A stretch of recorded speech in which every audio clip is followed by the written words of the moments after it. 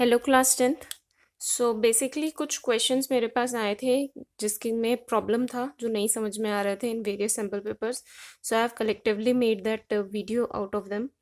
सो देखो, first question, the coordinates of the point which is equidistant from three vertices of triangle A O B as shown in the figure. Figure आपके पास क्या है? O is the origin, 0 0 coordinates, a 0 2y and 2x 0 are the coordinates of b। अभी आपको इसका क्या निकालना है कि ऐसे पॉइंट के कोऑर्डिनेट्स निकालने हैं जो पॉइंट इन तीनों ही वर्टेक्स से क्या हो, इक्वल डिस्टेंस पर हो। ऐसे पॉइंट को जो तीनों वर्टेक्स से आपका इक्वल डिस्टेंस पर होता है वो कहाँ लाई करता है आपका, उस पॉइंट को हम सर्कम सेंटर बोलते हैं किसी भी ट्रायंगल का। मैं रफली समझा रही हूँ।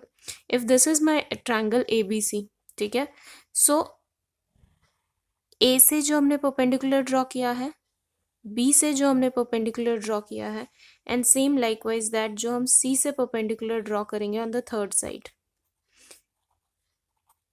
तीनों परपेंडिकुलर्स का point of intersection if it is O, अगर ये ओ है तो ओ को हम क्या बोलते हैं, सर्कम सेंटर। ठीक है ना? ये पॉइंट है जो तीनों ही वर्टेक्स से ए ओ, ओ बी और ओ सी यहाँ से क्या होगा, इक्वल डिस्टेंस पर होगा।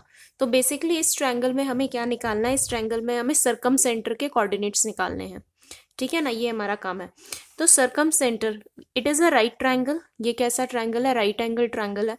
तो इस राइट एंगल ट्रायंगल में सर्कम सेंटर हमेशा कहाँ लाई करता है, आपके हाइपोटेन्यूज के मिड पॉइंट पर।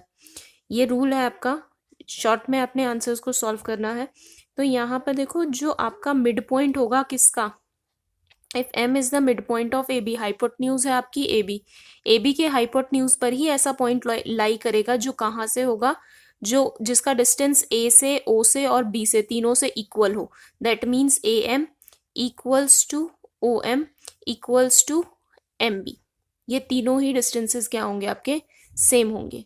ठीक है, तो सर्कम सेंटर किसी भी राइट ट्रायंगल का कहाँ लाई करता है, mid point of its hypotenuse, hypotenuse के मिड पॉइंट पे। तो एम के जो कोऑर्डिनेट्स होंगे वो क्या होंगे, 0 plus mid point formula apply कर दीजिए, 0 plus 2x/2 and then 2y plus 0/2 mid point formula.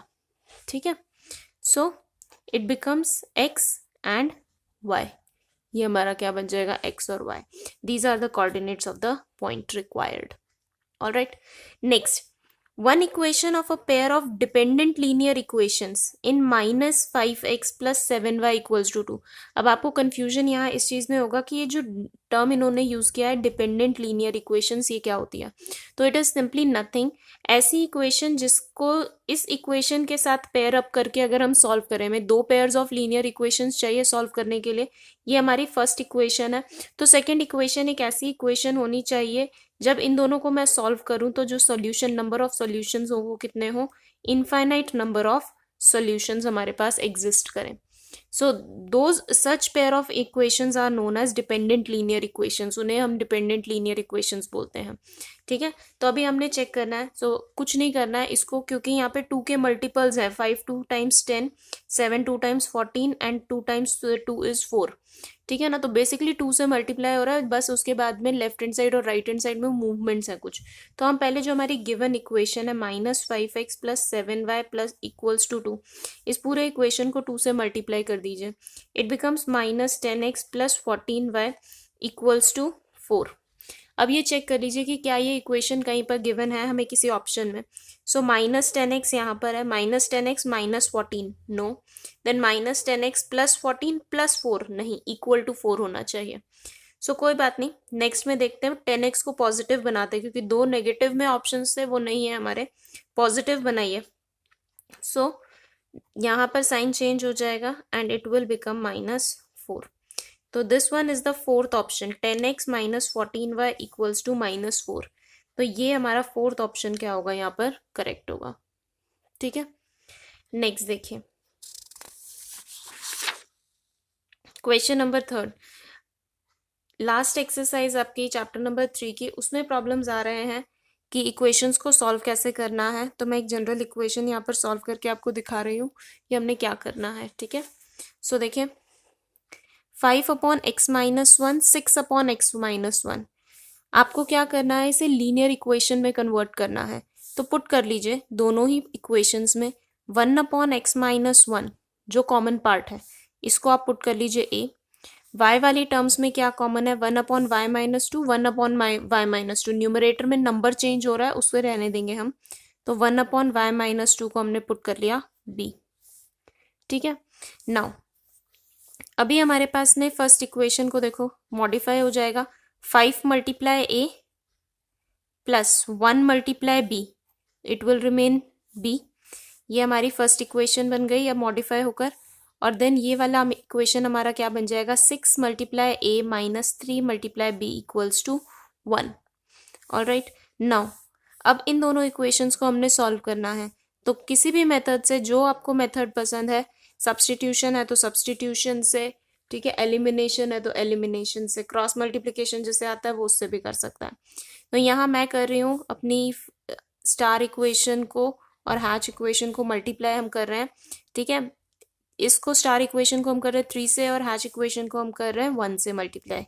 ठीक है ना, so 3 5 15a plus 3b equals to 3 2 times 6 and then here 6a minus 3b equals to 1। So b के जो coefficients थे वो equal हो गए, plus minus will cancel out, 15 + 6 it becomes 21a equals to 6 + 1 7। तो a की वैल्यू आ गई हमारे पास 7/21, दैट मीन्स 1/3। अभी जब ये वैल्यू आ गई है तो स्टार या हैच इक्वेशन दोनों में से किसी में भी पुट कर दीजिए और वैल्यू निकालेंगे हम b इक्वेशन की। a की आ गई है, b की निकालेंगे। सो 5a + b इक्वल्स टू 2, ये थी हमारी star equation. Now 5 × 1/3 plus b equals to 2. So b equals to 2 minus 5/3. 3 2 6, 6 minus 1 5/3. So b की वैल्यू भी हमारी क्या आ गई है, 1/3। ऑल राइट, नाउ अब हमें वैल्यू यहाँ पे इसकी नहीं निकालनी थी a और b की, हमें x और y के टर्म्स में आंसर देना है। तो हमने अपने तरफ से एज्यूम किया था कि 1/ I am doing it here 1/x-1 equals to a and 1/y-2 is equal to b, ये हमने एज्यूम किया था। ठीक है, तो 1/x-a 1 is equal to a की value 1/3, 3 equals to x-1, so x equals to 3 + 1 that means 4। x की value क्या आ गई हमारे पास में, 4। Next is 1 equal y-2 equals to b, b की वैल्यू हमारे पास में क्या थी, 1/3। यहाँ पे 1/y-2 इक्वल्स टू b है आपके पास में, तो b equals to 1/3 equals to 1/y-2 cross multiply करेंगे तो y-2 equals to 3 and here it would become 5। x की वैल्यू 4 एंड y की वैल्यू क्या आ गई आपकी, 5। ओके, सो अगर यहाँ पे पुट करने के बाद में भी आपकी सेकेंड टाइम भी इक्वेशन बन रही है तो उसको भी प्रॉपरली उसी मेथड से सॉल्व करना है। पहले आपने a और b पुट करना है, a और b पुट कर कर आपकी a और b में जो लीनियर इक्वेशंस बन रही है उसके लिए a और b का वैल्यू निकालो। उसके बाद सेम वहां पर पुट करो जहां आपने एज्यूम किया था। लीनियर इक्वेशन बन रही है तो linear equation, otherwise simply solve हो रहा है तो उसको सिंपली सॉल्व करो। Okay, next fourth question, important question जो बहुत रिपीट हो रहा है और सीबीएसई के सैम्पल पेपर में भी इस टाइप का एक क्वेश्चन इस बार देखने को मिला है। So it is given that if √3 sin theta equals to cos theta, √3 sin theta equals to cos theta के है, तो इस पूरे टर्म की वैल्यू आपने फाइंड आउट करनी है। सो हम यहाँ से ही स्टार्ट करेंगे, √3 sin theta equals to cos theta. So cos theta upon sine theta equals to √3, it becomes cot theta. Cot theta की वैल्यू √3 कब होती है, कोट थीटा की वैल्यू हमारे पास में √3 कब होती है, या तो हम यहाँ से फाइंड आउट कर सकते हैं या फिर हम फाइंड आउट कर सकते हैं बेसिकली परपेंडिकुलर और बेस वैल्यूज निकाल के। ठीक है, अभी मैं डायरेक्टली थीटा के साथ में फाइंड आउट कर रही हूँ, सेकेंड में मैं आपको वो मेथड भी बता दूंगी, दूसरा मेथड भी। ठीक है, सो अभी देखो कोट थीटा की वैल्यू कब होती है, इट इज कोट की वैल्यू होती है 30 डिग्रीज पर, तो दैट मीन्स थीटा की वैल्यू क्या हो गई आपके पास में 30 डिग्रीज। थीटा की वैल्यू क्या हो गई आपके पास 30 degrees. Now we have a term cos square theta plus 2 cos theta upon 3 cos theta plus 2। Now look, theta की जगह हमने क्या वैल्यू पुट करनी है 30 degrees plus 2 cos of 30 degrees upon 3 cos 30 degree plus 2। Now cos 30 degree की value, cos 30 degree की value हमारे पास में कितनी होती है, इट इज √3/2। तो √3/2 का square plus 2 multiply √3/2 and then 3 multiply √3/2 again plus 2। अब इसको हमने सॉल्व करना है, हमारे पास में टर्म क्या आनी है। सो 3 मल्टीप्लाई √3 का square 3 and then 2 square 4 then 2√3 upon 2। मैंने 2 से 2 कैंसिल नहीं किया क्योंकि अभी एलसीएम भी लेना है मुझे। सो 3√3 upon 2 plus 2 upon 1। Alright, numerator का अलग से एलसीएम ले लीजिए। तो 339 अपॉन 4 प्लस 2√3 अपॉन 2। नाउ 3√3 मैं डिनोमिनेटर में एलसीएम ले रही हूँ, 2 2 4 एंड इट बिकम्स 2। न्यूमरेटर में हम एलसीएम लेंगे तो it would be 4, so 9 plus 4√3 and here it would be 3√3 plus 4 upon 2. 2 one time, 2 2 times. So it would be 9 plus 4√3 upon 2 multiply denominator में से आपका 1 रह गया है, सो 3√3 प्लस 4 1। अभी हम किसको नहीं रख सकते डिनोमिनेटर में, रूट वाले टर्म को हम डिनोमिनेटर में लीव नहीं करेंगे तो हम ऊपर लेकर आ जाते हैं। सो 3√3 minus 4, 3√3 minus 4, so it becomes 9 plus 4√3 upon 2 multiply, यहाँ पर क्या है आपके पास में न्यूमरेटर में 3√3 minus 4, यहाँ a plus b and a minus b, so it will become a square minus b square. All right, now 3 9 27 √3, 9 4 times is 36, then 4 3 12, 12 3 36 plus 36, then minus 4 4 16 √3 whole upon 2 multiply 3 square is 9, 9 3 is 27, 27 minus 16. Now 36 से 36 cancel हो जाएगा, 27 minus 16 √3, 27 √3 में से हमने कितना minus करना है 16 √3, 7 minus 6 is 1, 2 minus 1 is 1, 11 √3 upon 2 into here is again 11, 11 से 11 कैंसिल, इट बिकम्स √3/2। ये हमारी वैल्यू आ जाती है। ओके, नाउ इसको हम उससे भी कर सकते हैं कि यहाँ पे हम थीटा ना निकाल के हमारे पास में कोट थीटा इक्वल्स टू √3 है। सो हम क्या फाइंड आउट कर सकते हैं, कोट थीटा की वैल्यू क्या होती है। आइदर आप इस मेथड से कर लीजिए या फिर आपको पूरा ये वाला मेथड फाइंड आउट करना पड़ेगा कि कोट थीटा की वैल्यू क्या होती है आपके पास में, base upon perpendicular equals to √3 upon 1। तो base will become equal to √3 units and perpendicular will become equal to 1 unit. यहाँ से आप कॉस थीटा की वैल्यू निकाल सकते हो, हाइपोटेन्यूज निकालोगे एंड देन कॉस थीटा की वैल्यू निकाल के और फिर यहाँ पुट कर सकते हो।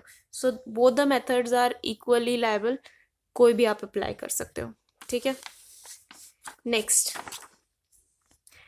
Okay, 2 poles of height 10 meter and 15 meter stand vertically on a plain ground. 2 poles है जिसकी हाइट क्या है, एक का हाइट है 10 मीटर, एक का हाइट है 15 metre. This is 10 metre pole और यहाँ पे है हमारे पास 15 metre pole. Let them their names be A B and C D. Now distance between their tops find out करना है हमने कि उनके टॉप के बीच में क्या डिस्टेंस है। ठीक है, ये हमें फाइंड आउट करना है ए डी, एंड हमें गिवन क्या है कि उनकी जो फुट है उनके बीच में कितना डिस्टेंस है, इट इज़ 5√3 मीटर्स। सो हम कंस्ट्रक्शन करेंगे। यहाँ हमने कंस्ट्रक्ट किया, point P perpendicular point draw किया, ये 5√3 है तो ये भी क्या होगा, सेम 5√3 मीटर। ये पूरा पोल का हाइट कितना है 15 मीटर, लेकिन इसमें से ये पोर्शन पीसी किसके इक्वल होगा, ए बी के इक्वल होगा। रेक्टेंगल बन रहा है, तो ये पोर्शन हुआ आपका 10 मीटर। सो ऊपर वाला डीपी आपका कितना बच गया, 15 माइनस 10 दैट इज 5 मीटर्स। ये आपका कितना बचा, 5 मीटर्स। ओके, नाउ अब यहाँ पर हम पाइथागोरस लगा सकते हैं। सिर्फ समझने की ज़रूरत है क्वेश्चन को, और कुछ भी नहीं करना है, पाइथागोरस अप्लाई करनी है। सो यहाँ पर इस ट्रायंगल में हम क्या लगा रहे हैं, पाइथागोरस थ्योरम लगा रहे हैं। हमारी एडी की length, AD is the hypotenuse, so AD square equals to AP square plus DP square.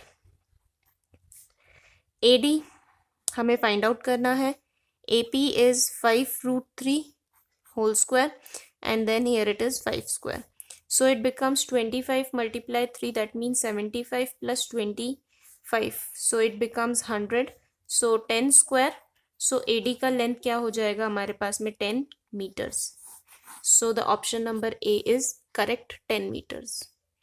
All right, easy question है, लेकिन सिर्फ समझने की जरूरत है कि करना क्या है, सिर्फ एक बार पाइथागोरस अप्लाई करनी है। All right, next, the number of solutions this equation is going to have, okay, यहाँ पर ये mistake है, so there are two equation, 3 raised to the power x plus y equals to 243 and 243 raised to the power x minus y equals to 3। so ये question से शायद आपके CBSE sample paper से है अभी। इस टाइप के क्वेश्चंस भी काफ़ी अच्छे हैं। फर्स्ट इक्वेशन को देखो, 3 raise to the power x plus Y equals to 243। 243 का पहले प्राइम फैक्टराइजेशन कर लीजिए, वैसे याद होना चाहिए बट नहीं याद है तो प्राइम फैक्टराइजेशन कर लीजिए। 3 8 3 1 3 27 देन 3 9 3 3 एंड 3 1।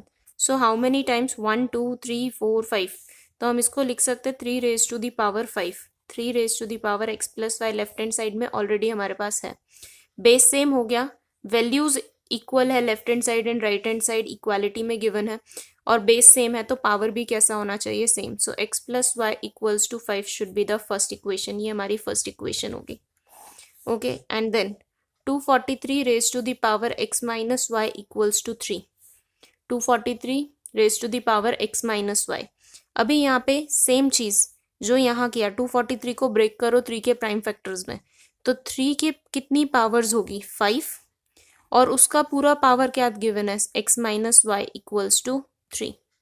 यहाँ पे हम 3 की पावर 1 लिख सकते हैं, कुछ नहीं है तो दो पावर, एक ही नंबर के जब दो पावर्स होते हैं तो दे गेट मल्टीप्लाइड, वो मल्टीप्लाई हो जाते हैं। हमने 8th क्लास में किया था, a raise to the power m raise to the power n होता है तो a raise to the power mn हो जाता है, ठीक है। सो दैट इज वाई यहाँ पे क्या होगा, 3 raise to the power 5x minus 5y multiply कर दिया हमने, equals to 3 raise to the power 1। अभी सेम चीज जैसे यहाँ किया था, बेस सेम है, left hand side is equal to right hand side, so that is why 5x minus 5y किसके इक्वल होगा, आपका 1 के इक्वल होगा। This becomes my second equation. अब मुझे सिर्फ ये देखना है कि इसके कितने नंबर ऑफ सॉल्यूशंस आ रहे हैं, क्या इसका एक सॉल्यूशन होगा, क्या 0 सॉल्यूशन होंगे, 2 होंगे या इनफाइनाइट होंगे, ठीक है ना। नंबर ऑफ सॉल्यूशंस, वैल्यू नहीं बतानी है कि एक्स और वाई की वैल्यू क्या है, just we need to tell them कि कितने सॉल्यूशंस हैं, ठीक है ना। So x plus Y equals to 5, that means a1 का वैल्यू 1, b1 का वैल्यू भी 1 और c1 का वैल्यू 5। यहाँ पर इस इक्वेशन में a2 का वैल्यू 5, b2 का वैल्यू -5 एंड c2 का value 1। Okay, now a1 upon a2 अगर b1 अपॉन b2 के इक्वल आता है और c1 अपॉन c2 के इक्वल आता है, इस केस में तीनों अगर इक्वल होते हैं तो क्या होगा आपके पास में, इनफाइनाइट सॉल्यूशंस। अगर यहाँ पे इनइक्वालिटी आ रही है तो क्या होगा, पैरेलल लाइंस होंगी, दैट मीन्स नो सॉल्यूशन, ठीक है। और अगर तीनों नॉट इक्वल आते हैं एक दूसरे के तो फिर क्या होगा आपका, one solution, unique solution, intersecting lines. So देखते हैं, 1 upon a1 upon a2 1 upon 5, b1 upon b2 1, b2 -5 not equal. Then देखिए c1 अपॉन c2 5 अपॉन 1, ये भी not equal, that means number of solutions कितने होंगे, 1। तो ये याद रखना है, अगर a1 upon a2 is equal to b1 upon b2 है, is equal to c1 upon c2, ये कैसी लाइंस हैं आपकी, पैरेलल लाइंस हैं, सॉरी कोइंसिडेंट लाइंस हैं, कोइंसिडेंट लाइंस, ठीक है, और इनफाइनाइट इसके क्या होंगे, सॉल्यूशंस होंगे, ठीक है। After that a1 upon a2 is equal to b1 upon b2 but not equal to c1 upon c2. That means these are parallel lines and they have no solution, इनका कोई भी solution नहीं है या zero solutions. And then a1 upon a2 is not equal to b1 upon b2 is not equal to c1 upon c2. Then these are intersecting lines and they have unique solution. Intersecting lines होंगी आपकी और solution कैसा होगा, unique, that means one solution. Number of solution कितने होंगे, 1 होंगे. अभी इस केस में हमारे पास a1 upon a2 that means 1 upon 5, then 1 upon -5 b1 upon b2 और फिर c1 अपॉन c2 5 अपॉन 1. सो तीनों इक्वल नहीं है, दैट मीन्स इंटरसेक्टिंग लाइंस है और सॉल्यूशन कितना होगा, एक सॉल्यूशन होगा. चाहो तो आप इसका सॉल्यूशन भी फाइंड आउट कर सकते हो जैसे हमने लास्ट क्वेश्चन में किया है. First equation is x plus Y equals to 5, इसको किससे मल्टीप्लाई कर दो, 5 से मल्टीप्लाई कर दो. So 5x plus 5y equals to 25. Second equation को एज इट इज रखिए, 5x minus 5y equals to 1. Cancel out, 5 plus 5 is 10x equals to 26. x की वैल्यू 26/10 दैट मीन्स 13/5. फिर यहाँ से हम y की वैल्यू फाइंड आउट कर सकते हैं, ठीक है. Now next one, the value of k for which the lines are coincident. अभी सेम आ गया है. अगर लाइंस कैसी गिवन है आपको, कोइंसिडेंट, देयर आर दो लाइंस आपको गिवन है, 2 lines are given to you. आपको बताना है कि क्या वैल्यू होगी x की for the lines to be coincident. So this is the first line and this one is my second line equals to k. Now here a1x plus b1y equals to c1, a2x plus b2y equals to c2. a1 का value है 5, b1 का value है 7 and c1 का value है आपका 3. Okay, and here a2 का value है आपका 15, b2 का वैल्यू है 21 एंड देन c2 का वैल्यू है आपका k. Now coincident line, coincident का मतलब क्या है, अभी हमने किया a1 upon a2 should be equal to b1 upon b2 should be equal to c1 upon c2. a1 upon a2 5 upon 15 should be equal to 7 upon 21 should be equal to 3 upon k. बस values put किया, 1/3 1/3, दोनों ही ratios क्या आ रही है, 1/3 1/3. तो यही होना चाहिए था, ठीक है ना, इक्वल होना चाहिए. किसी के भी इक्वल रख लो सॉल्व करने के लिए, 2 को ले लो, किसी भी 2 को, फर्स्ट टर्म सेकेंड टर्म दोनों ऑलरेडी इक्वल है, तो फर्स्ट या थर्ड या फिर सेकेंड एंड थर्ड को. So when 1/3 equals to 3/k, so k equals to 339. k का वैल्यू क्या होगा आपका 9. Okay, if you have any other questions WhatsApp me or mention them in the comment box. I'll try to get them ready by tonight and do it fast. So goodbye everyone. Take care and prepare well for your exams.